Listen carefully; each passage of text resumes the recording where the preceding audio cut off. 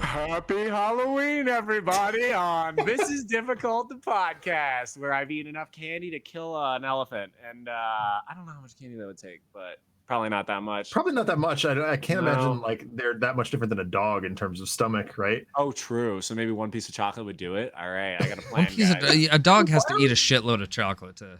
All right, so we're talking a barrel of chocolate would kill an elephant. All right. Yeah, you would need like a truck of chocolate to kill an elephant. Welcome. Only factual-based things here. We never say our opinion. Everything we say is an absolute fact. And welcome to the show. We are the Game. Never make anything up either. We do and I never just riff off the spot and totally come scripted. We talk about video games and such things therein, and we are in the Halloween episode, so you come with the horror stuff today, and it's gonna be really fun. And Paul's gonna kind of guide us into. I didn't even like think about the fact that it was Halloween beforehand. Nope. I should have had Adam like mock up like a spooky version of the backdrop. Dude, all we would have had to do is change it to orange. Yeah, I know. That would have been like fine. I'd be fine with having that anyway. Orange is my favorite color. I was gonna say, knowing you and me, it's our color. Yeah. Our colors. True. But yeah. Anyway, how have you guys been? How's your week been? Did you play any games? Busy. Some games. This week was a hell of a Wednesday. Actually, a good amount of games. Yeah. I had a hell of a Wednesday. I'll go last because I got the thing. So. Okay. Yeah. Well, Zach, hit us. Tell us. Sure.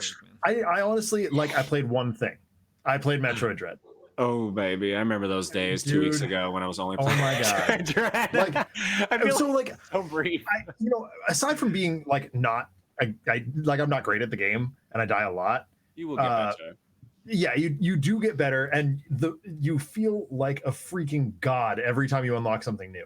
And it's God, I can't wait to talk about it next week. Like whether I'm done with it or not, we're reviewing it next week, and this game is so cool. I'm really impressed with it, and I never want to stop playing. In fact, I gave serious consideration to doing the gag, like where I'm just playing it in my lap while you guys are doing your intro, and be like, "Oh, I'm sorry, I was playing Metroid Dread." Yeah. Well, that's why I was doing I've done that gag before. I was doing Fusion while I was not playing Dread on stream because awesome. Like I wanted to do my whole playthrough of Dread on stream, but I still wanted to play it off stream, so I played Fusion. I'm pretty much just tapped on Metroid now, aside from playing this on hard mode and speedrunning it. And speedrunning it is fucked. I don't know if I want to do that after doing some run attempts. It's fucked. Like you really have to memorize the shit out of this game. Like it's not just like Mario. There's a lot to memorize. It's not like Mario. We could just be amazing. Yeah. Like you also it's a huge continuous map, and you also have to memorize all the sequence breaks, which are difficult to do. Yeah. Which actually, those aren't as hard as the map. The hardest part. The map is all over the place, and I'm in a point right now where I think I've unlocked the last area. You're very close. I'm very close. Laser Boss, Laser Breath. No. Yeah, I beat him. Yeah, you beat him. You're pretty close. Yeah. You're 10-15% left. Last. Yeah. It's not much. So I'm just kind of like wandering around, getting stuff. Yeah, I've still got at least one major upgrade to go. That's in the list. What was the last thing you got? Spoiler alert. I don't know off the top of my head. You have the gravity suit? Yeah, I have the gravity suit. Okay, so you only have super bombs left, I think. Yeah, it's super bombs. That's the only thing. So you got screw attack? I did, yeah. Dude, screw attack. Oh my god, that's the biggest. It's so item nice in this one. Like, we all screw attack is really nice in this one. Yeah, power bomb is just like OP as fuck though. Like, holy shit. Well, is that the cross bomb? Like there's just no. The cross bomb is different. Okay, I was gonna say that this is what they usually give you, so it's not really a spoiler. Okay, all right, yeah. Cool. But the cross bomb was a new item, which I really enjoyed actually. All right. But I can't help but feel like a lot of the items were just superseded by better items later in the game, and like, you know what I mean? Like, it's true. It's very true. You can climb on walls, magnet hands, cool. You can. Now you don't need to. But like, that's not a complaint. So anyway, I've been playing a ton of that. Honestly, like I just don't want to stop playing that game. Oh, fun. Especially where you are now. Part of it is playing after school. I don't have a whole lot of time to play it. So I've been just staying up late every single night. I showed up to work. Thank God it was, our Halloween celebration on Friday because I was super groggy. I was up until like 1 a.m. Thursday night playing Metroid. My bedtime is 11 for reference. And so there's that. But also Alex and I did play a little bit more Gears Tactics, and that remains very fun, very silly. I like playing that game cooperatively because it's slower paced than regular Gears, and we have the opportunity to get a little silly with it. We've leaned in really hard on some of the nicknames of the characters, and just we got a couple of characters who were just like, no, the ducks can't die, and it's a lot of fun. So we're enjoying that as well. Cool. Excellent. That's it. That's really it for me. Paul, what about you? I did some gaming. I finished Fusion this week, and then I also like a day or two later finished Prime, or Dread rather. Prime though. I've actually never played Prime. Yeah, so we were talking about that before the show, Josh. I've played Prime 1. You can play it. But I've never played Prime 2 or 3. Dolphin if you're a naughty boy, but Prime 1 is the one to play. I have a Wii U. You should, dude. I can't believe you haven't played that. It's absolutely incredible. So when the first one came out, my brother was playing it, and I was very turned off by it. Like it didn't feel like it feels good. He was obsessed with it, and it is a Metroidvania. I promise it is. It really they execute it well. I also am like not like super into first person games, but I realize that it's much different from like Call of Duty. It's really a like action platformer in third person. Yeah. It's cool. But yeah, I've never played it. But I did. I finished Dread. Really like it. Have a couple complaints, but I would say, spoiler alert, it's in my top 3 Metroid games. Definitely. And yeah, so it's good. Fusion, I love. I can't say enough good things about that game. Actually, I'll probably talk about it a little bit later during our topic. Yeah. And I'm trying to think if I played anything else. Something I forgot to mention last week when we were talking about what games we had played is I've been playing a little bit with my friend Demon Souls, the remake, and that's a fucking phenomenal game. The remake is a masterpiece. It is. That's what I hear. Absolutely gorgeous. There are some dated systems in it that kind of suck. like the fact that the souls are your only currency sucks. I want to be able to buy weapons with money and use my souls to upgrade myself, and not have to, spend a bunch of souls on upgrading weapons or fixing, shit like that. So there's a few complaints, but overall, the game is just gorgeous. It feels so good to play, and it's so much fun to play with a friend. That's another system that's dated. I wish they had updated that to a more current Souls style multiplayer system. Is you can only invite someone who's dead, right? So they have lower health. They can't go into foggy areas until you do, certain things. It's not like you're playing with a friend. It's there's almost like an assistant hanging around that can only play certain parts of the game with you, unless you open it up for them. So it's kind of weird, but it's still really good, and they're still, it's still very playable. So, it's good. Other than that, yeah, work was a nightmare for me this week. I was a little bit behind on some stuff, so I had to really grind it out the last couple days. I had Friday off because I had taken that off a while ago and stuff going on, and so I really had to kick it into overdrive towards the end of the week there, but got everything taken care of, so it's all good. Nice. But yeah, it was a little stressful, but other than that, good week. What isn't? Yeah, Josh, tell us about yourself. Yes, about myself. Yes, crazy as always. Lots of work, busy doing some voice work and a lot of personal projects and stuff. Yep, all that crypto bullshit with Colin is making my brain melt. Also, yeah. The only thing in real life aside from that, I told these guys already, but definitely see The French Dispatch. This movie is amazing. I saw that this week, and Dune, both great.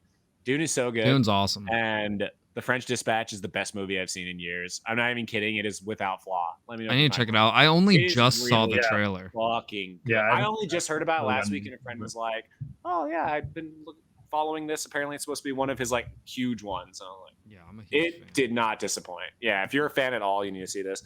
Yeah, hello. And then game wise, I think I mentioned last week I had beaten Metroid Dread last week.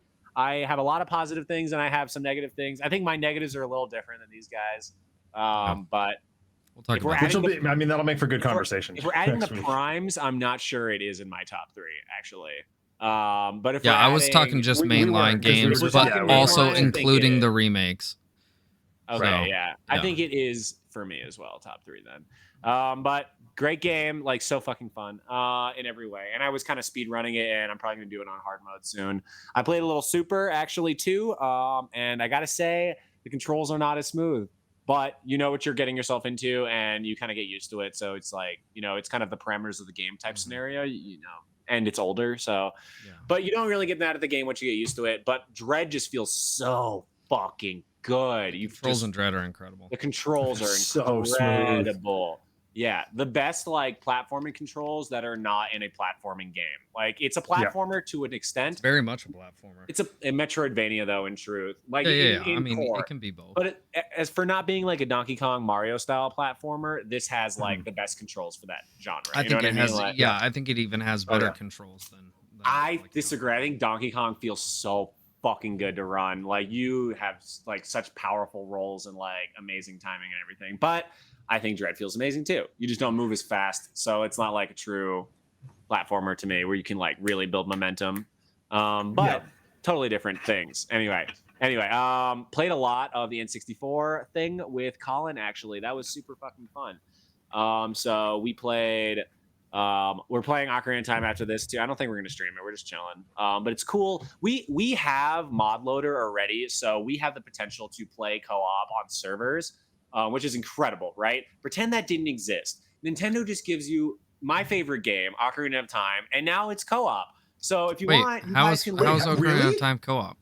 Hear me out. Pretend mod loader doesn't exist, and this is as good as we get. You can switch off with each other and play in the same game.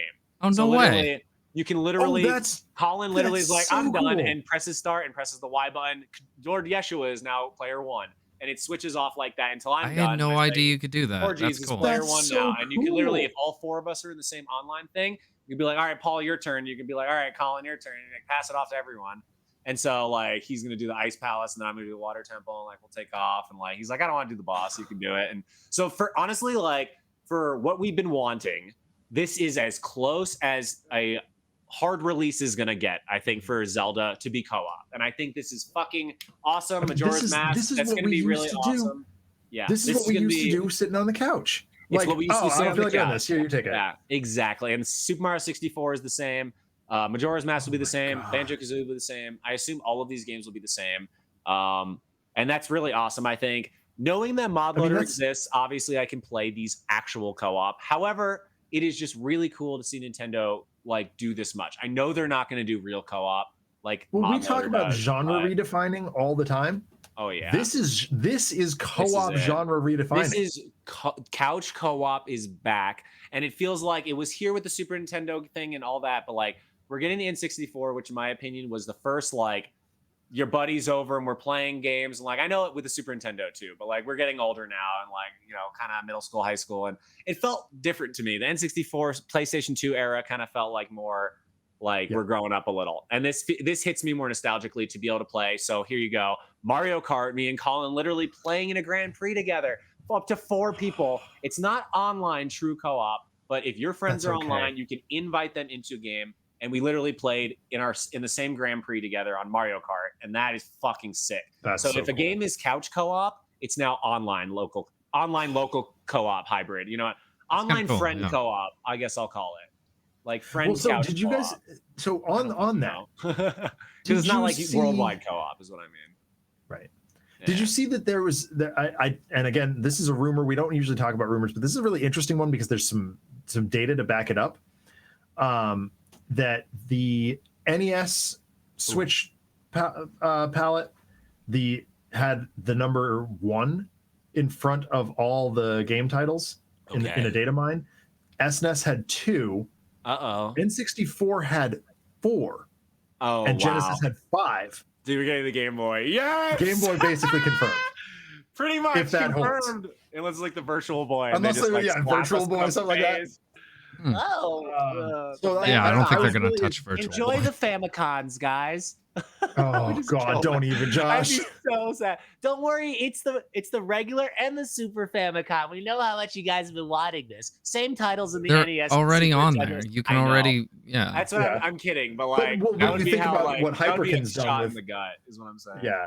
Oh God. But that'd no, be terrible. I agree. But It's the Game Boy Advance. I think it's gonna be a dual. I hope so. I really hope so. It'd be I foolish think not just to. call Just it a- Game Boy and have color advance and everything. Advance, Yeah, yeah. just like the Game Boy family of The systems. Game Boy thing. Yeah. So exactly. that was just an interesting bit of data that came Love out of that. a data mine. That I I would was like, be in oh, there that's for a kinda while. cool. If that was an extensive enough library, which of course it won't be at first, but after a few years, that could really be where you play a lot. Like, oh my God, the Game Boy Lifetime. That was like the Advance, especially. I think it's still the best selling handheld console of all time. I'm not sure if that still stands, but at I'll a fact point check it you. was. At a point it was. I know I it don't was, know. and it was like I mean, I know the Game Boy Crazy, was yeah. king, but they also include now? like Game Boy Color and Switch like probably Game Boy counts now. Pocket are Nintendo all, DS, Josh, is best of all now, time. yeah, Yeah. DS. Okay, never mind. but those are all considered the same, like part of the Game Boy family. I think can play your Advance Advance on the diverges DS. from it, but they included all the sales from like Game Boy Color and Game Boy Pocket, like all with Game Boy sales. Yeah. Yeah, so maybe if you lump them all together, I don't know, but it was like a quick cursory Bing search, because for some reason that's what came up. Yielded that it was the DS. Yield so- me big. I believe that. I mean, the DS. I believe that. I think at a point it was a hot, like one of the hottest things. But all I know is the Game Boy like redefines everything. Like as far as yeah, that's why shit is so handheld now, and like the Switch is doing it again, and that's where I mean, it's really always been Nintendo's bread and butter. Like they've always killed it with their systems for the most part, but like their bread and butter, they've always dominated the handheld market. And It's so like coming it's out with the see them Switch. not, oh yeah. Right. Well, I'm just saying. I mean, the Switch was such a genius idea to hybridize their handheld with their their main game console. So the thing it leads me to is it's kind of strange that they would actually push their handheld sector out of the way to make just a Soul, but then they give you the Switch Lite. But in reality, it's just one console. So like this is the first time since the Game Boy that there hasn't been a home and a handheld, and there used to be two separate universes on both of these. Totally different you got games, guys. Mario World and Mario Land. And I liked both of them. Me too. Like, I actually like the Donkey Mario Kong Land games better. All three Donkey Kong lands are amazing, especially 2 and 3, and they are totally different games in the Super Nintendo ones. Some would say watered down, but like I get a totally different game from. They ported the actual like full versions of Donkey Kong Country to Game Boy Color, and they were on Color and Advance. On Color, and they're real. I mean, they're for being cool. way scaled down graphically, they actually hold up mechanically very well. If I saw a Game Boy store, I would want things that were only original to the Game Boy, though. Like, it would be cool to see Donkey Kong Country on the Game Boy, but like on Game Boy Color. But like, we have that in the Super Nintendo store. I want Donkey Kong Land 1, 2, and 3, and Mario 6 Golden Coins. I mean, if you wanted to colorize Donkey Kong Land, I'd be all over that. I would be down for a colored version of everything. That would actually be. I think there's potential here. I don't know how much Nintendo is thinking this through. If people like care about the Game Boy anymore. Well, maybe that's. But I wonder if that's why they didn't put out. Like why that's to number see what 3, people but would not... say. I wonder if they dropped this to see if people would be like, "Where the fuck is the Game Boy?" Like, and I think especially with that data mine. Like, number 3 is suspiciously absent. What are they holding out Game Boy? It could be GameCube, and it just like isn't. No, because everything else is in order. They're not going to do GameCube anytime soon. That's money. They're remaking GameCube games. Exactly. Okay. They can remake those and resell them as full on games, or just like remaster them. I will buy them. I'm in. Give me Double Dash. Give me at least 3 in 1. A Mario Kart bundle, I'd poop. Oh my god. 9+ bundle. How about that? Yeah. I'd rather have a Mario Party 9 or Mario Kart 9. Speaking of which, speaking of Mario Party, you got the last game I played of the week was. Here, let me switch over. Were we trying to time it for the Switch? No, I forgot. We also played Star Fox Co-op, which was fucking awesome. Okay. It was really fun, actually. And Colin. Star Fox is incredible. That game is so much. Chef's kiss. Chef's kiss. Oh, now into something that maybe is Chef's kiss. We'll find out at the end of the review. Yes, Party Superstars. If you were born in 85 to 95 and grew up a Nintendo fan, you played Mario Party 1, 2, 3, 4, 5, 6, probably in one of those. In my opinion, Mario Party 1, 2, fights with your siblings. Yep. Mario Party 1 through 6 are the best ones, in my opinion. And I feel like everything that came after that kind of was shadowed. 1, 2 especially, and 3 are the best Mario parties. This came out at the perfect time in the 90s where couch co-op is rampant, friends everywhere. Again, the N64 hits this stride where the PS2 is also hitting its stride. And home gaming is awesome, and it's just so fucking cool to have. And being co-op is Nintendo's strongest feature. And Mario Party comes out, a true battle royale. Literally, Colin was like, is this Nintendo's battle royale? And I'm like, whoa, has it always been? And no one ever really noticed that. And now it's fucking online, guys. So mentioning all of those amazing Mario parties, it brings us to Mario Party Superstars. Why do I mention this? Well, this game is literally a remake of Mario Party 1 completely. Like, it's the shell, it's the hub world, it's all of it. Does it have the stupid spinny game that ruins your control stick? It does, and there's actually a disclaimer. At first, so it's Bowser's Tug of War, and there's one more, like a casting game where you cast the rods out. Oh, yeah. And I was like, shit, I'm Bowser. I'm about to break my controller. There's a little disclaimer there, and it's like, please, it says, like, for the safety of yourself and the controller, it literally says this, or some variation, don't use your palm to rotate, or something like that. It literally says some variation like that, and I'm like, okay, so I just like hard thumbed it, and it's actually really nice now. It used to feel like you're breaking your controller, and I was like, oh yeah, are fucked. I was actually that's why everyone's 64 controllers have floppy joysticks. Joysticks. I had this weird fucking callus. Yeah, you got this crazy. I mean, I had calluses from gymnastics, but like, literally, there was like get a little extra there. There was Mario Party Island, and you had to beat all of the games in order, and they like got harder, I'm pretty sure, like as you went through the map. And so the Boo one was like at the end where you had to light the light bulb by doing the thing with the Boo on the bicycle for, I don't know. It's pretty random and doesn't make any sense if you never played this minigame before. Literally just jam the fucking thing, and I could never beat it. And I would play that day after day, and my hand was like, it hurt, like back and forth, both hands. I could not fucking beat that shit, and eventually I did, but I like hurt myself and my controllers on that for sure. Thanks, Nintendo, for the late to the party on that. 25 years later, you're like, sweet, this might hurt you. Thanks. But I thought it was a weird thing to put those back in. But anyway, I think they re-executed them perfectly. Again, it's Mario Party 1 shell, 100 mini games plus in this. Of course, there's unlockable things in this. I'm not going to spoil anything, but there's always unlockable maps and mini games that kind of extend the gameplay, which is awesome. And this is no different. This has 100 plus mini games from the entirety of the Mario Party franchise, which is really amazing. Nothing too new, I'm pretty sure. I think it actually may only go up to the Wii, but some of the battle games and some of, like, I'll get to it in a sec, but there's some new feature style games that do feel different. Everything feels like an original Mario Party game. There's no mini game I've played so far, and I've almost played, like, I want to say I played like 70 of them so far, just because I didn't want to go down the list and just play them all. Like, I'm still waiting to organically play them all. Maybe 60, 70, but everything I played so far feels really good. It feels like they've tightened up the game completely, like from back in the day. Like, you're playing these old ones like Bumper Ball, and you're like, wow, this feels new again. So here, let me actually start with the outline. You can only play it on the Switch, and it is $60 at GameStop. I think if it's sold at Walmart, it should be $50 like always, but Mario Party Superstars, developed by ND Cube. What the fuck is that? Published by Nintendo. It literally came out on Friday. I only played it for 3 days, not even. And so this is not a I beat the game review. This is a remake, and so I'm pretty sure I can just evaluate it within the amount of time you know what I mean? Like, sure, yeah. I don't think I need to play every inch of this, considering it's Mario Party, and I've literally played the exact game it's remaking. That being said, it is a remake. I will qualify this game as a remake. It could just be considered like a new skin Mario Party that's kind of doing the old thing, but to me, that just makes it sound like a remake. So, considering how much polish they put on making the old look, isn't it more of like a best of? Like, I think in a way it's kind of like a best of, but most of the mini games are from 1, 2, and 3. So it's like, especially 1. They did a huge shout out to Mario Party 1. Like, really, a lot of the mini games are from that.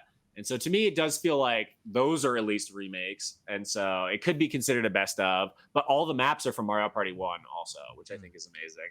So it's kind of a both, because also there are new elements in this. So that brings me to what I like about the game. It's Mario Party. If you like Mario Party at all, then I feel like we say that a lot.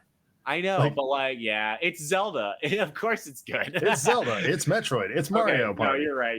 Okay, so I am evaluating this game based on what it is. I'm not going to say like, well, I'm not really into board games, so I'm not going to You know what I mean? I'm evaluating this as what it is. This is a party game.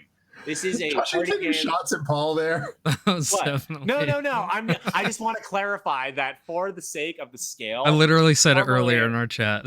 It's like, I don't really like board games, so I was never really into Mario Party. I know. Like if I like board games and games in real life, so I think that's why I gravitated originally, originally towards Mario Party. And that's why I came out in the 90s, I'm pretty sure, is because we were still transitioning into video games at that point, and board games were still massive. Yeah. Well, so I mean, and when we say board games in this case, we mean like old school roll and move, not the hobby games that I play. Yeah, I'm talking.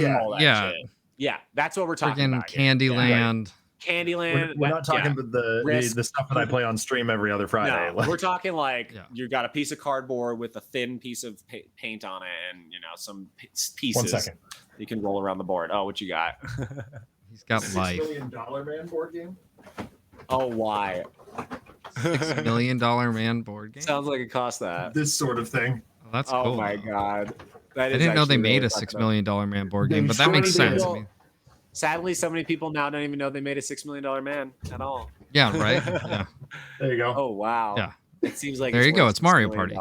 It's Mario Party. It's literally Mario Party. Yeah. So that brings me to, I am going to be basing this game off of what it's attempting to be, basically.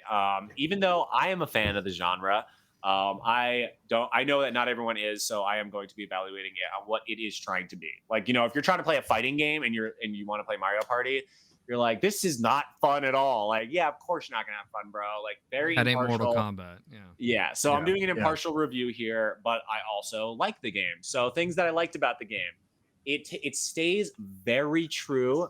This is what I was thinking about. Like the topic we were potentially going to do was when a game kind of is stale in its franchise, right? Super Mario Party comes out on the Switch claiming to be the new generation of Mario Party, and I fucking didn't love it that much. I give it like a 6 out of 10, 6.5 out of 10. Yeah. It changed the dice system. It changed how the maps work. It changed how like the kind of the fairness, like because the dice you could pick. I always pick Dry Bones, who had like these stats of rolling these. It was like 6s and 0s or whatever. And I was like, oh, statistically you get a higher probability with him, but it's the same fucking rolls every time. It's not random enough. Like it's weird, and they did this weird co-op, and like the online was trash. Like you could play like 5 mini games against each other. I was like, oh, okay. They finally added online with your friends, like a few months ago when they dropped Golf and Mario Golf, and so Super Mario Party heavily disappointed as far as the turn for the franchise. And I surely was thinking, well, I'm probably not going to get another Mario Party after this. Now, Mario Party Superstars is not really a new Mario Party in the way that it is taking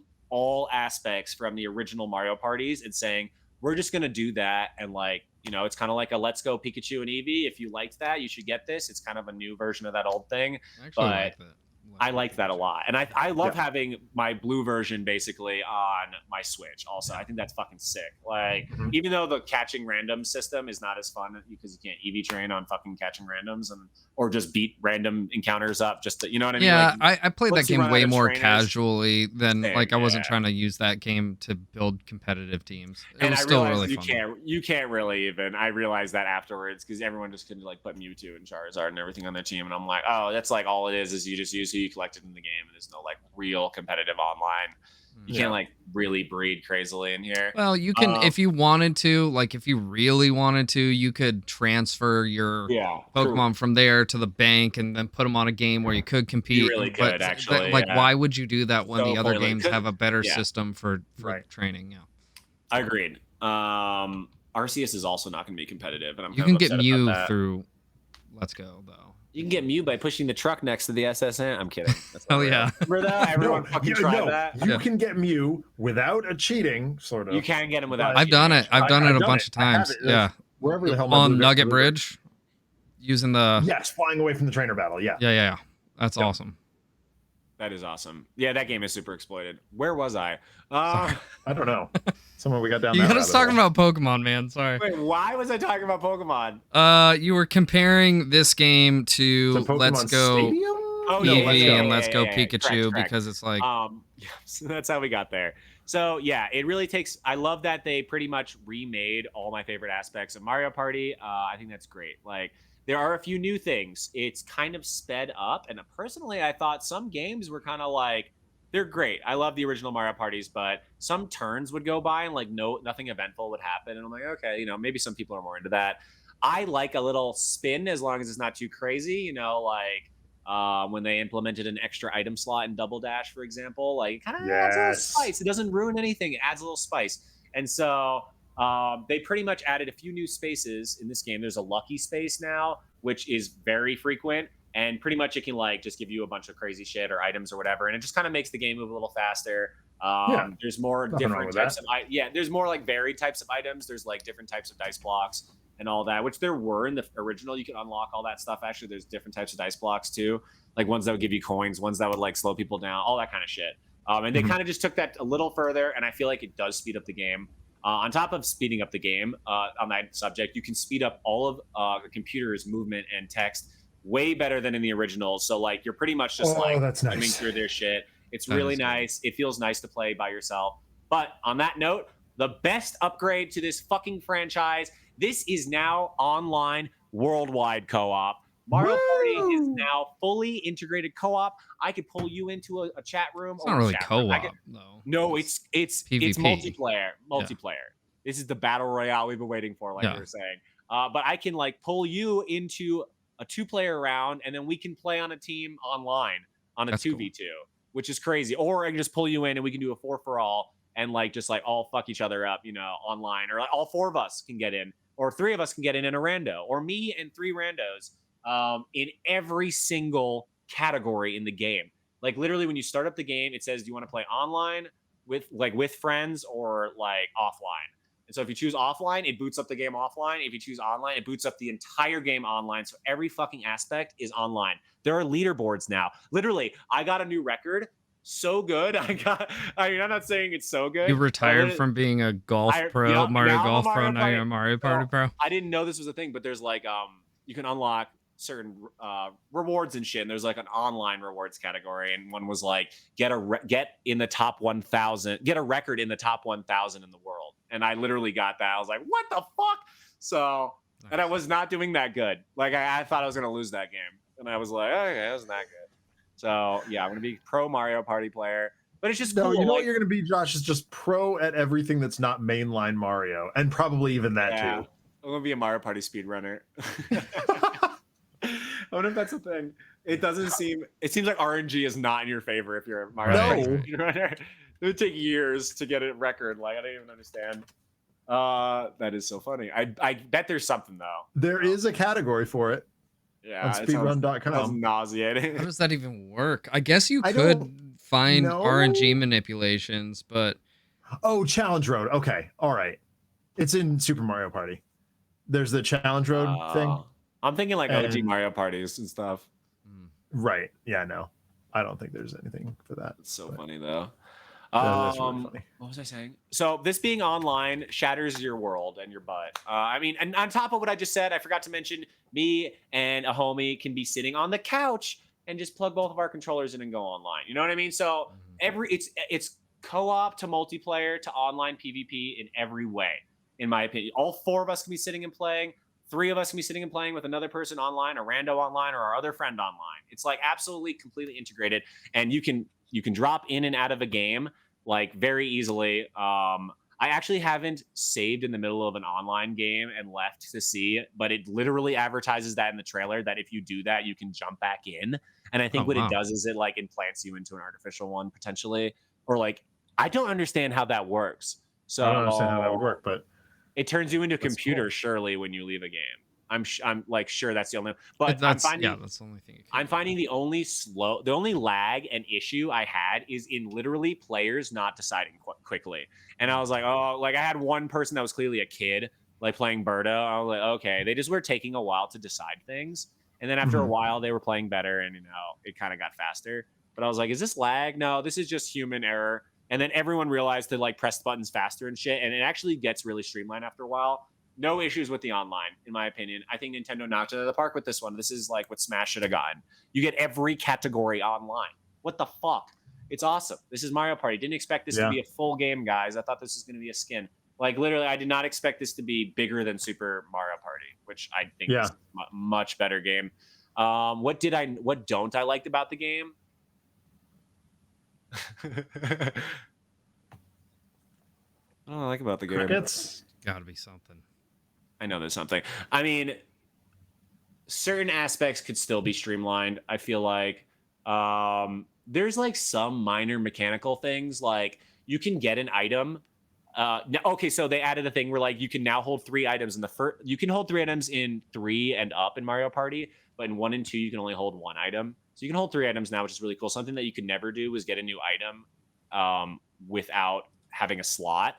Like, you know what I mean? Now you can get an item and boot another item. And so, but there's like mechanical issues. Like you can't buy an item and boot another item. You can only be given an item and boot another item. And I'm like, why is that even? So there's like mild oversights, really mild mechanical issues. I don't see anything wrong.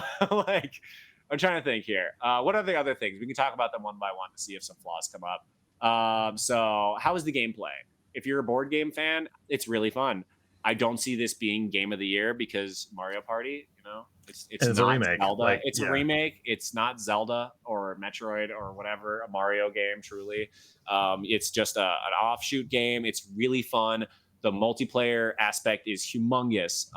So yeah, that's pretty cool. Gameplay is great, especially if you like games with your friends. This is like, I don't see why you wouldn't fuck. This could be a console seller as far as co-op and multiplayer, in my opinion. It's super fucking fun and definitely a family game. How is the art? It's the best looking Mario Party that exists, period. I don't know what to tell you. It looks as good as everything else on the Switch. It looks really good. But at the end of the day, it's still just Mario art. It's still just Mario. So, and even Mario Odyssey looks better too, like as a mainline Mario game. It's as good as Mario Party has ever looked. I won't give the graphics a perfect. That's true. I won't give the graphics a perfect, and some things could be. You don't really have to be perfect in this. No, exactly, it doesn't at all. It does. It's points off for not being perfect, but like it doesn't have. It's not points off. Like, you know, I still think it looks great personally, and also you're looking at having played one when it came out, like in 1998 when it came out, or 99. I was like, this is all the things that they just look better. Like I'm like, this is great to see this stuff remade.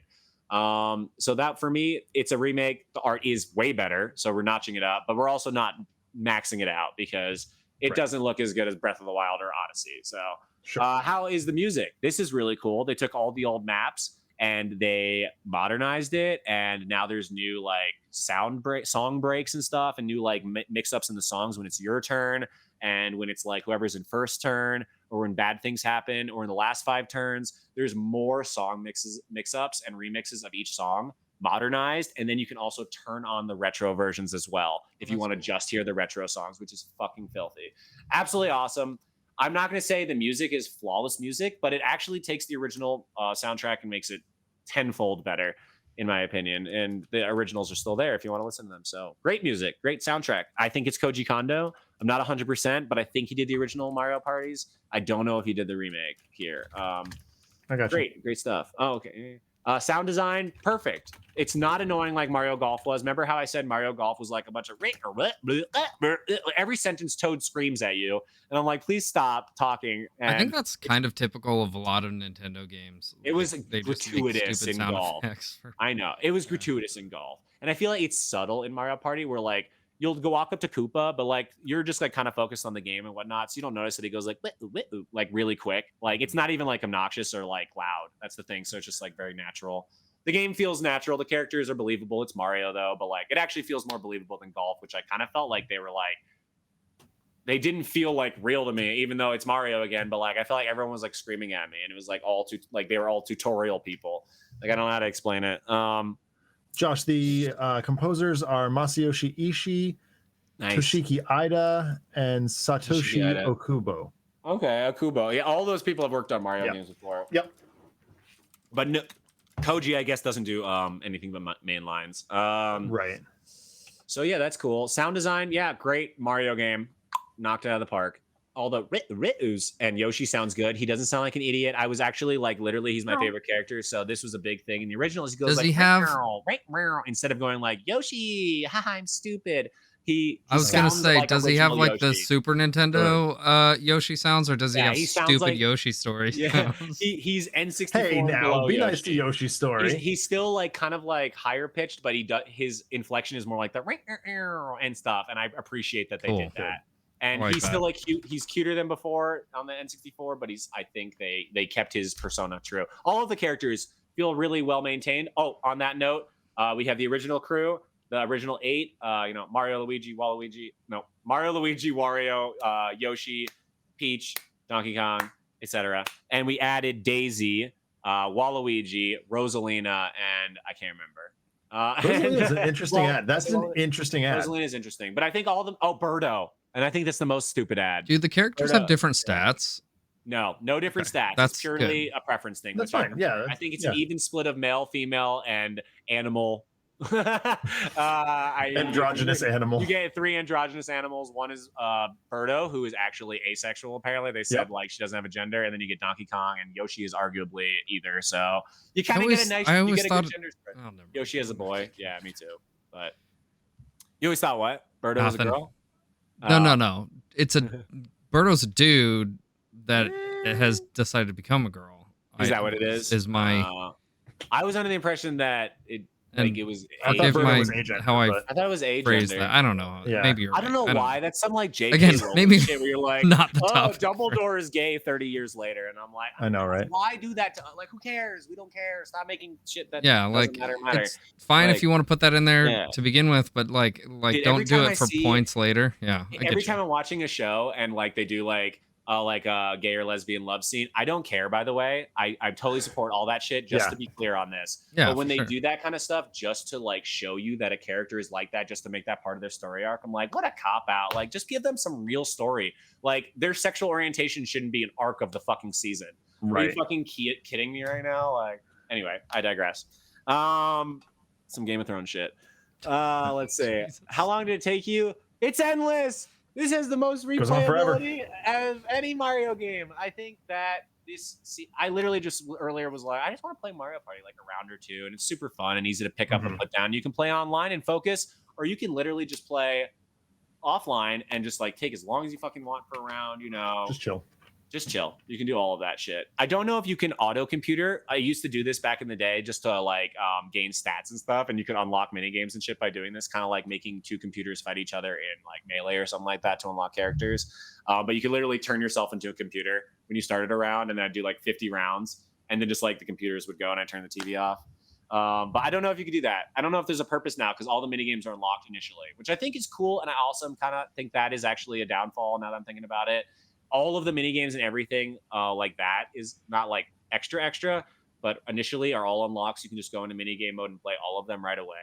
And you used to have to unlock them. I kind of miss having to unlock them, and I think that was kind of a neat thing. And I think it's kind of weird to just give you everything in the game all at once. Let's see. Would I play a sequel? Bitch, this is like my 20th Mario Party. I'm not going anywhere. I will say Mario Party 8 was the last one I bought before this. And aside from Super, 8, 9, 10, the 3DS one, and Super all failed. We had like 5 entries that were really Paper Marioing it up before their Origami King comes out. And this was even more of a Paper Mario 3 to the Mario Party series, in my opinion. A true what this series needed to let people know it's not going anywhere. Mario Party can still be like this. We just want to let you know Nintendo doesn't fuck up completely everything, all the time. It's not they didn't Breath of the Wild this. Overall rating and impression, I again am going to be scaling this based on what it is attempting to be. So let's see. I'm going to give it a 9.2. I think that is really like, I know that's generous, but we're scaling this on the board game category or the party games category. Amazing replayability, high multiplayability. Like, you can play with any number of people in any combination, all your friends, all your strangers. Amazing in that aspect. It's an original favorite that they kept true, which remakes and new versions of stuff like that don't often do that. Like, we got like Link's Awakening and a few others, but sometimes they stray.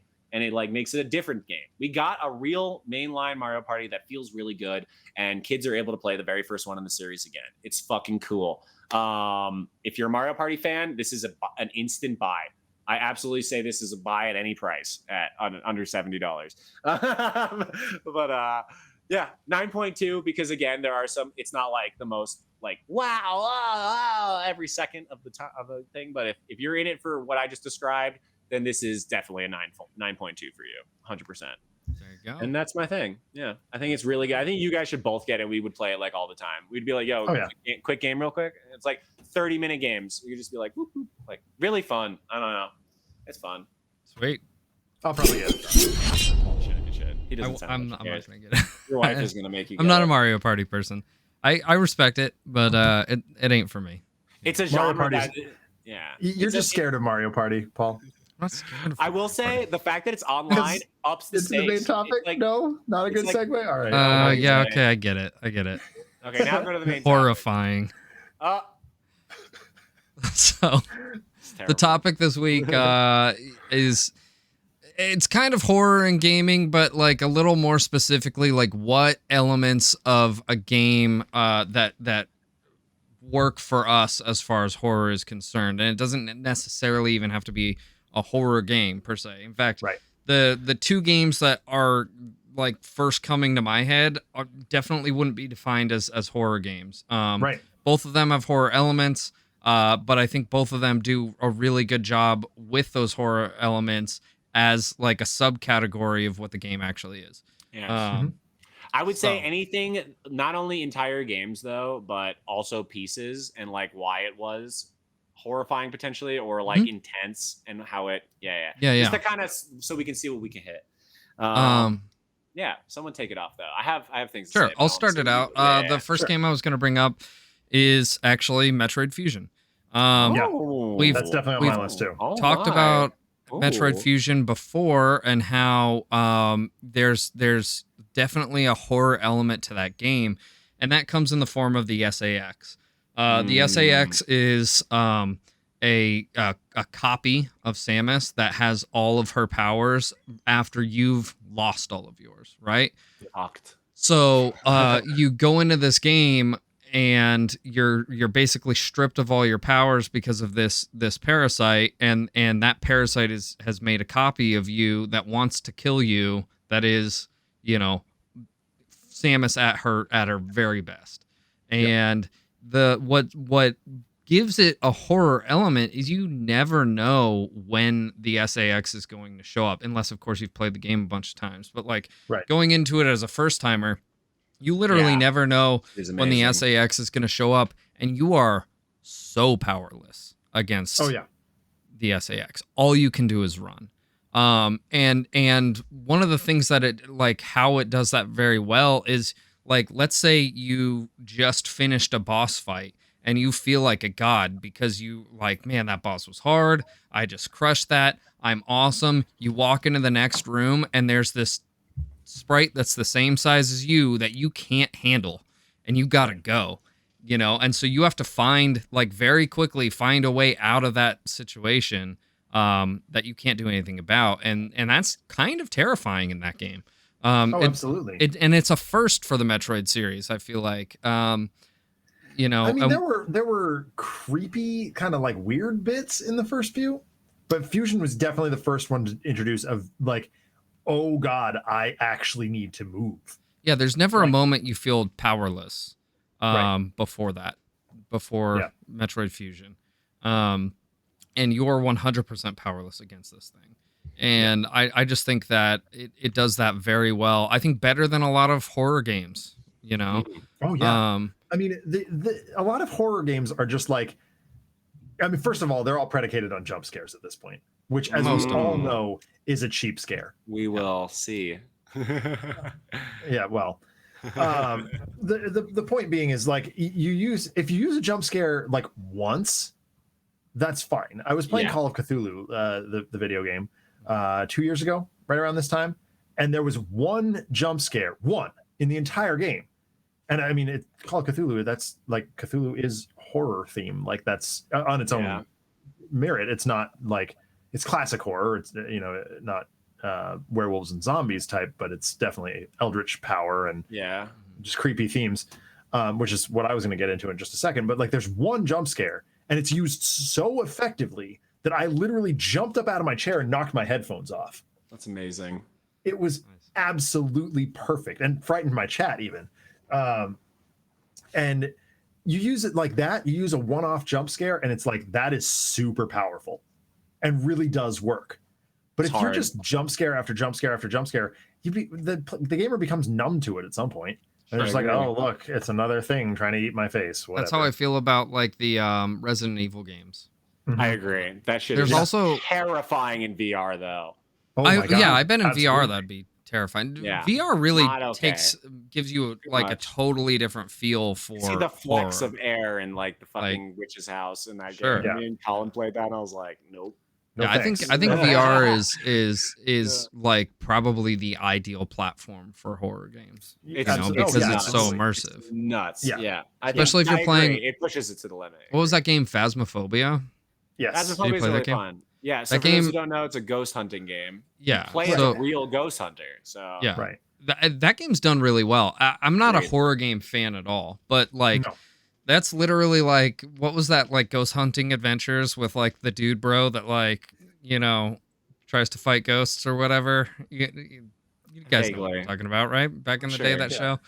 The show. Yeah. Okay. No, Yeah. no. It's like that in a game form. You have all the Yeah. tools, like you've got like your EMF readers and your, you know, all that kind of stuff, little notebooks and things, and like it does a really good job. It also incorporates your microphone, so nice. like if you're talking, the game will hear that, and elements of the game will change depending on things that you're saying. Like if you find out what the ghost's name is and you say that too many times, it might get mad at you, you know. But you could also like put your notebook down in a room and like say, hey, ghost of Jimmy, can you write down, you know, what happened to you? And sometimes they'll write shit down on the thing, and like it's very cool, like, and it's a pretty low budget game, but it's done really well. And I can only imagine, like, there is a VR version of that. Oh no, I can only imagine how terrifying that would be. Yeah, no. Yeah. You know? Like, well, VR makes me nauseous, and on a good day, but to introduce horror elements, like, no, thank you. No, it's like a take your helmet off immediately type situation. It's really fucking terrifying. Yeah, I'm out. I'm sorry. But it ceases to be fun at that point. Like, you play a game. We play a game to. Depends on what you're looking for, though. Yeah, like, some why do people really see do scary- enjoy why that do people stuff. see scary That's true. movies? I watch movies because I want them to be good. If I watch a movie, I want it's a good movie, and if it's a horror movie, that's fine. I just want it to be a good movie. But some people are literally just want to be scared shitless. They're like, I don't even care. I just want to be scared. Like, I won't see those movies because they're not as good. It's weird. The jump scares, like you're saying, and all that weird shit. I think that's a big some people really problem like that in shit. That's why the VR would be like crazy for them. Yeah, I think that's a big problem in the horror genre in general, both movies and games, but probably more so games, is that instead of focusing on making a good game, making a fun game, or like an enjoyable experience, They're whatever. Like, when can we like do this? High quality experience. They're focusing mostly on the scare part or the the creepy mechanic, part. Which means either the writing or the game mechanics are going to suffer in some way. Yep. Yeah. Exactly. And really, for me, what it boils down to is writing and theming. Usually sucks in horror games. It usually in horror games, yes. But if you're looking for a effective frightening element in a narrative video game, which is most of what I play, like, you got to write and you got to hire the best designers. Writing has to be on point. Yeah, absolutely on point. A lot of the horror or the horror themed games that I play involve investigation in some way. Faye does a lot of this too with the Nancy Drew stuff, or did a lot of this with the Nancy Drew stuff.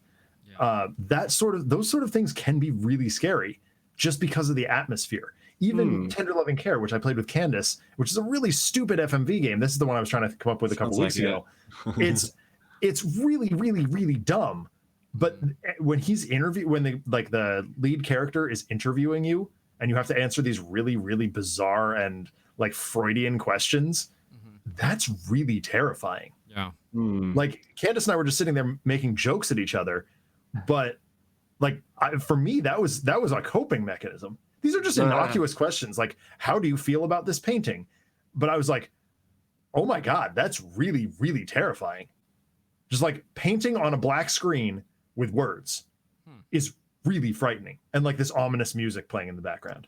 Music's a huge thing, right? Music's like, massive. and that applies to both movies and games as well. Like, you can have a situation where there's, you know, not really anything going on. But if you've got that tense music playing, that kind of heightens those senses and like gets lack of or silence. Yeah. So for me, my big game and what I think adds like so much fear to the game. So my game that I think is the scariest fucking game that you could play.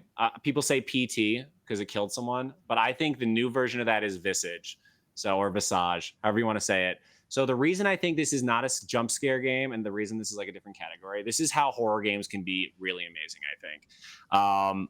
You want it to feel real, right? Okay, so like if your scares are just jumps and you're like, spooky face, all of a sudden you're like, like, okay, but like, am I really scared? Or was that just like kind of surprising?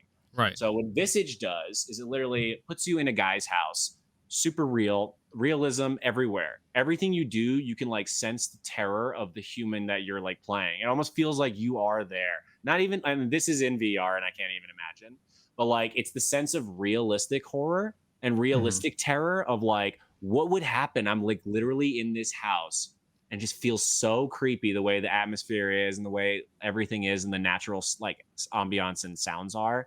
It's nothing happens for the first 30 minutes of the game, and it is so fucking terrifying. I can't even express to you. I almost died playing this game, like physically. It was too much to play. I streamed it for like 2 hours, and I was really streaming for like 4 or 5 hours at the back then. And this game was like really difficult for me to play. And I never played it again. I played maybe 3 hours, but it was like definitely a short stream. Yeah. But all I could remember about that was the sheer real terror of it. Like I came away from that game thinking it actually instilled actual real life fear into me, as opposed to just like giving me some like quick scare or like a blah, like one of those, or like maybe some fearful writing, like no writing at all. Like it was very unique. So like some games like are just kind of doing this cop out shit pretty much where you know, we talked about that, but I feel like to really instill fear is like something so different. I think writing can do it. I think atmosphere can do it. I think those are like the best ones. Visual stories and visual cues are massive. Like something like like a picture like falls as you're like walking down the hallway. Any number of things, like just like what the fuck, like your natural surroundings just like being eerie and making it feel real. Like because I think all the fantastical stuff isn't really. I never thought Dead Space was scary ever. No, it's just like too fantastical. Like it's just a fun space game. I even feel that way about Resident like Evil. your Resident Evil, those style games. Like like you got cool monsters. Monsters have never really been like scary. Never scared me. Like like Dracula is like classic horror, but it's not scary. It's very well written stuff.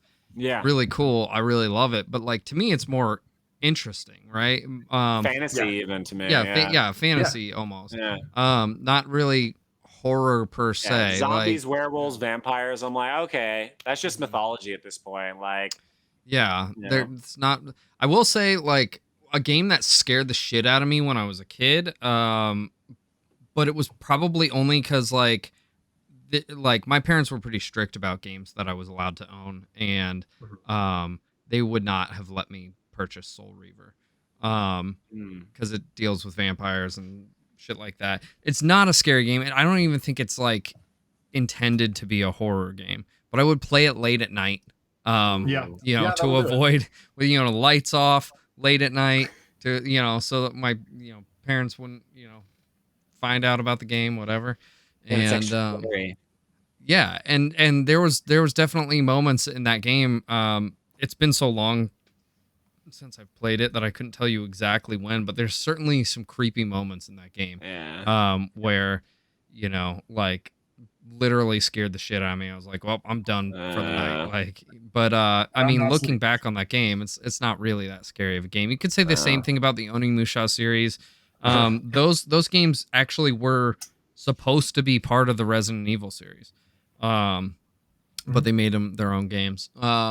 So they do the same kind of thing as Resident Evil, right? Where it's like you've got monsters and you've got kind of a creepy setting, but the scariest thing about it is that the controls suck. So it makes it harder to deal with those enemies, like rather than it like actually being scary. Yeah.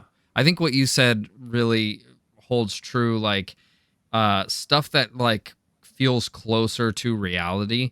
When it comes to like movies, the only movies that ever like scared the shit out of me were like movies that were about like demonic possession. You know what I mean? Like stuff that like Exorcism of Emily Rose.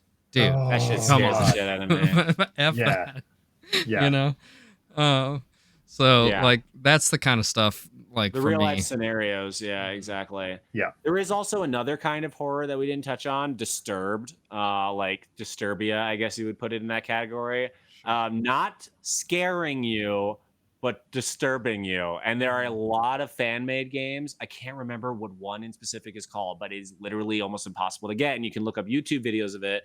PT also almost impossible to get. But this one, I think it's called The Devil Inside or The Devil Within. It's not The Evil Within, as that's a zombie game.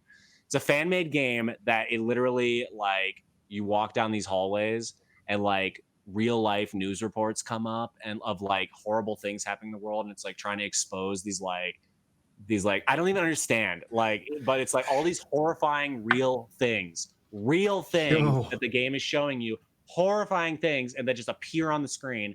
You're just like victim to all this shit, and the game is like it's quoted as like unwatchably intense, like truly horrifyingly disturbing.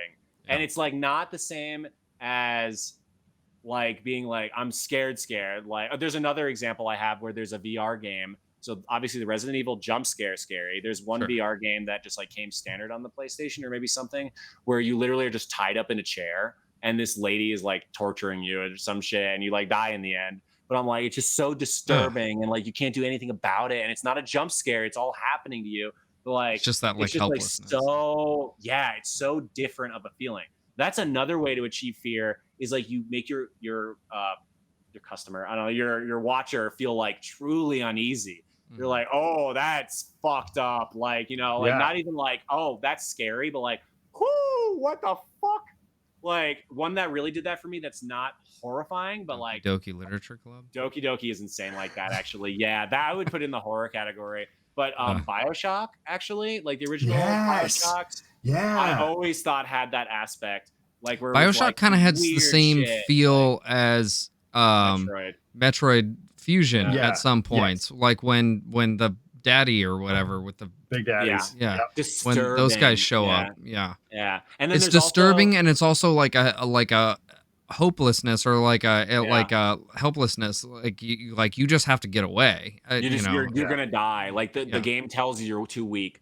Another one. Fuck, I just had it. So actually, speaking of Metroid Prime, also just my last one here. It really achieves this thing also, a different kind of fear that's kind of similar to that like that powerless thing, but the fear of the unknown. So I do think you really should play Metroid Prime, Paul, because now that I'm thinking about it, it does have that scary aspect too.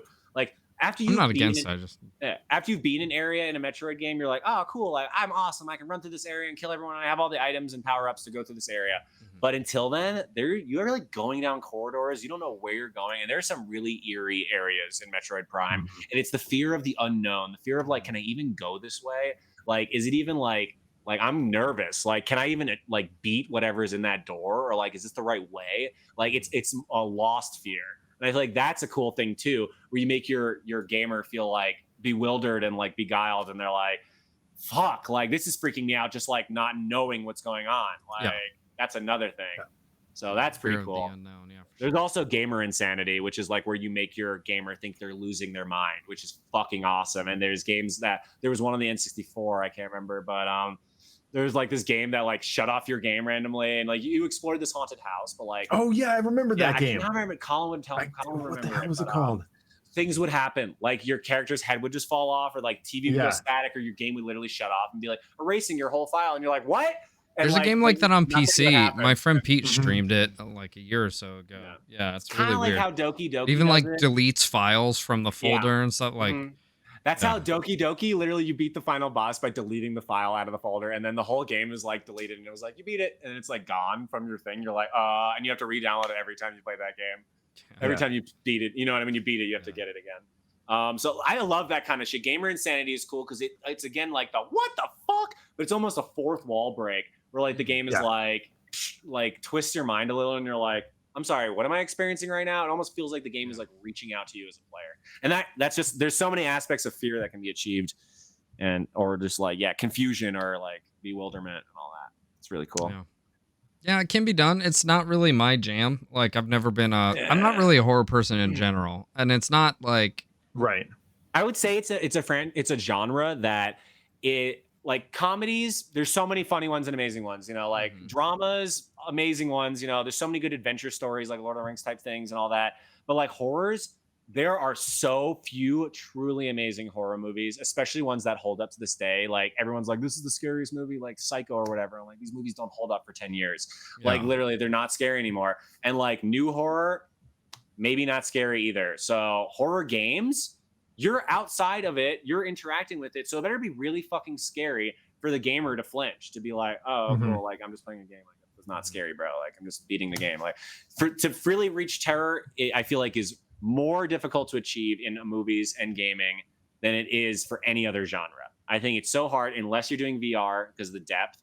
I think it's the hardest genre to pull off, which is aside from Mario Party style games. It's like aside from Smash Bros style games and Mario Party style games, this is the hardest. Everyone's doing Smash Bros. Now Nickelodeon Smash is supposedly like more balanced than like regular Smash. People Wouldn't surprise me. That's what I've heard. Yeah. Everyone's broken in it. That's the thing. Everyone is like abusable. They're like, we're just gonna make every character have busted combos, and there's no like ultimates or anything like that.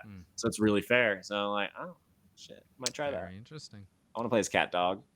There you go. Yeah, that's another genre of games not really into. I me either. Hate those chaotic brawler style fighters. Only Smash is the only one I ever really loved. I liked the very first one, but even that, like I look back on it and I was like, to the N64 for couch co-op for all of us to play.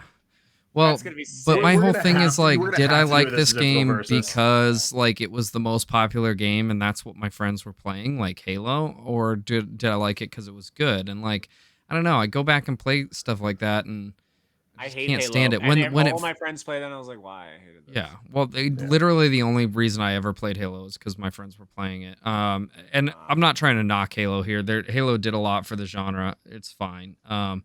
But it just wasn't my jam. And I feel the same way about Smash. I even like had myself convinced that I loved Smash, and when the new one came out on the Wii U, I was like first in line to buy that shit, right? I was like, this is gonna be dope, and I loaded it up and started playing. And I was like, man, I fucking hate this game. I think I've always hated this game, like, so.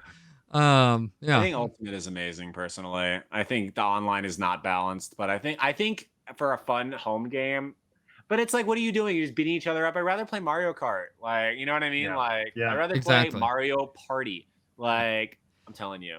I would actually rather play Mario Party than Smash. Yeah. I would too. I really would. It's a much more immersive experience for co-op. Like you're actually like hanging out with your homies. Mario, all is fair in Love, War, and Mario Party. I always say, like, it is one of those games that is so fucking fun to play with your friends, and also you can like literally just shut off your Switch right at the end, and you're like, "Fuck you, I've done that," and you're like, "Nope, fuck you," and turn it off right at the last round when I lose. Dude, I've been like whipped with too many controllers and like cartridges flying at my head. N64 controller is spiky. Yeah, those hurt. That has hurtful pieces. Cato 3 tails. Talk about the worst controller ever made. And they're remaking it for the Switch. I know, dude. I know. That sounds like a topic for another day. Yeah. It does. Let's wrap it up, boys. This is Difficult Podcast. Thank you guys for joining us today. If you're watching us live, you're on my Twitch channel. It's Ryugami-san. That's the guy. If you're watching us on YouTube, please like and share it. Actually, I don't care if you like it, just share it. You don't have to like us. I mean, do the whole thing. Sharing's the most important. But share it. Yeah, that's what we really, really would like you to do. If you want to watch my streams, I stream video games on Tuesdays, I stream whatever game I'm currently playing through, which I just finished Dread. I don't really have one on the docket, though. I think I'm going to review Samurai Warriors 5 next, because I'm a good distance through that game anyway. Yeah. So I might be playing that. Brawler Brothers is on Thursdays with my brother. We play just brawler games. And I'm not talking like brawl style fighters. I'm talking like the old brawlers, Ninja Turtles, Golden Axe, that kind of stuff. So that's a lot of fun. We do that on Thursdays. And then Saturdays is Samurai Saturday. We always play a samurai game. So you can catch me there as well. And then, of course, here for the podcast Sundays at 8 p.m. Central Time. If you want to yell at me on Twitter, it's Ryugami-sama. And that's about it. Josh, where can we find you? Lord Yeshua and Lord Yeshua TTV. Nowhere pretty much. And I don't know when the last time I posted on Instagram was like golf came out. What do we need to do to get you motivated to stream more often? Give me more games that I like truly want to not stop playing. I think. There's a lot out there. We can dip into classic games. No, but they say like Dread. Even I wanted to play off stream. It's the thing. Like classic games, I'd be more inclined to play on stream. I feel like than like a brand new game that I kind of want to savor. But I am hitting the backlog soon, so I'm playing a Mario Party game. Like it's already a side game, you know what I mean? And Dread, I'm kind of milking right now, squirt to get the hard mode out and all that stuff. And it's kind of, I'm not like as immersed as I was having not beaten the game yet. I'll be honest. The replayability may be a little low for me. Not low. Like I definitely want to play this game again. But I think Metroid games are replayable later. With time. Yeah, I agree. It's kind of like Skyward Sword. It's like a game you want to play maybe once a year or something. Metroid like that, you can consume so fast that you can like not remember it as well. And the next time you play it, it's like, oh, it's pretty fresh. Like Zelda, I feel like it's such a long journey. I need years between Zelda games aside from Ocarina of Time. Sure, yeah. I love that game. And so backlog coming soon. Feed me games, guys. I'm probably gonna hit a lot of old games, maybe some Mega Mans or whatever. Sweet. I don't have a game until Arceus comes out. I'm not getting the Diamond and Pearl. I'm sorry. Yeah, me. Yeah, I'm excited about Arceus. That's the next game I'm getting in like when? Who knows? So it's kind of weird. There's like no like true seasonal games that I care about this year. It's kind of fucking weird. Elden Ring, maybe that's the next game. February. So fuck. Yeah, that's crazy. Anyway, pass the turn. Exactly. And I'm live on Twitch at Another Letdown. I'm live Thursdays, every other Friday, and Saturday. Thursdays I play whatever game I'm working on, either by myself solo, which is the Batman Arkham series, almost finished with Arkham Knight, or co-op with my friend Alex. We do Gears of War and Gears of War style stuff. So we're finishing up Tactics, and we'll go into Outriders after that. Fridays we do Tabletop Simulator cooperative board games, which is a lot of fun. I got a good crew that does that with me. And Saturday, my friend Mike and I, and occasionally Paul's brother Adam, do miniatures painting, which is a lot of fun. I'm working on Captain America and the Red Skull right now. Cool. That's awesome. My Thursday streams may be changing to Wednesdays so that I don't interfere with Brawler Bros and / that I can participate potentially with Brawler Bros. We do want to get Zach in on some games on Brawler Bros. So I'm excited about that. I had to change it to Thursdays because of karate. So, yeah, no, I honestly like if I switch to Wednesdays, it gives me a day off in between the Wednesday and Friday show, which is kind of sorely needed. So I'm leaning very heavily. As soon as I finish Arkham Knight, I'm probably going to do that. Cool. Well, that's it. Everyone have a great, start to your week, and we'll see you next time. Have a good night. Yeah, see ya.